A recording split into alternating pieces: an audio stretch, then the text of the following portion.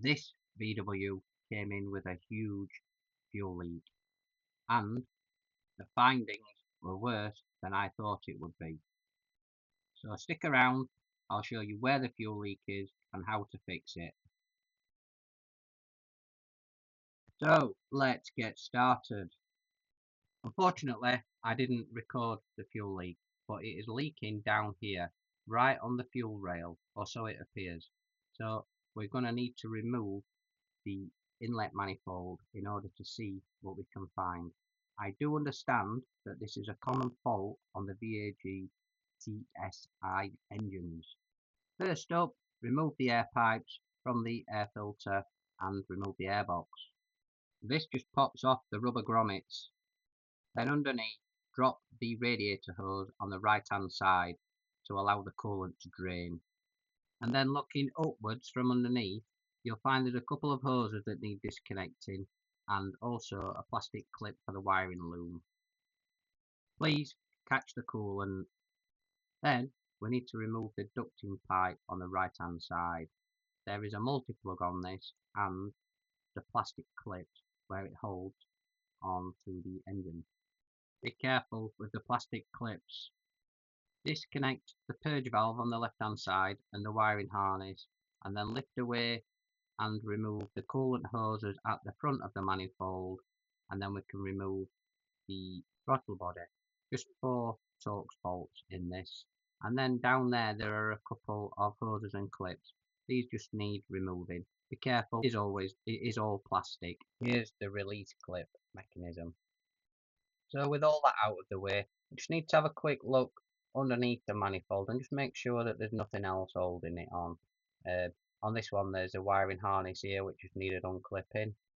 So here we are with the hoses removed. These can be a little bit tight to get off. I find just using a screwdriver underneath them helps them release. Then now it should just be a case of removing the bolts that hold the manifold to the engine. And then once these are off, might be a little bit tight. Give it a little wiggle, and just make sure that you don't pull too hard in case you've left anything connected up. Obviously get a torch and have a good look around. You might find some additional wiring or hoses down the back down here.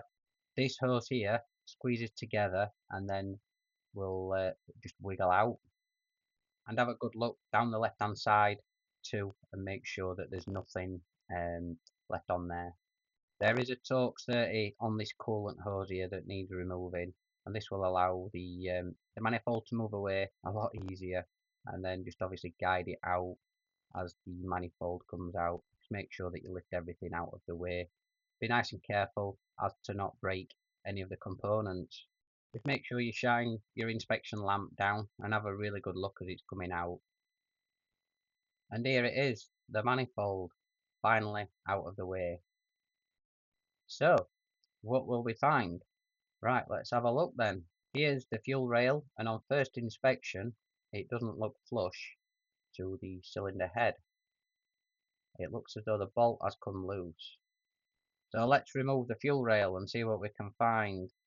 So it appears that the bottom left bolt has sheared off, allowing the top bolt to come loose, and has split the injector seal on cylinder number 1 that you can see here. If you get a broken stud, hopefully like me, it should come out nice and easily.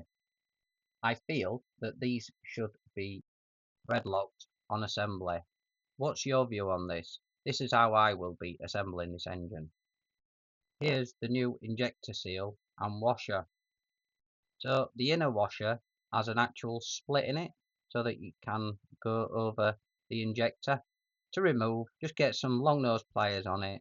It will snap off and come out really easily, as you can see here. Make sure when you reassemble that the flat side goes to the front, and then the new rubber seal will just pop on like so. And then once that's done, we can put the fuel rail back on, just tighten it up nice and evenly. And with that done, all that's left to do is to reassemble in reverse order and check for fuel leaks. So, has this happened on your engine? or is it something you're considering doing just as a precaution? Why not leave us a comment below? I really hope that we've helped you today with your car, and you'll find all the parts and tools used are kept updated on our Linktree page, and also links in the description. And if you want to see some more TSI videos, then why not check out these?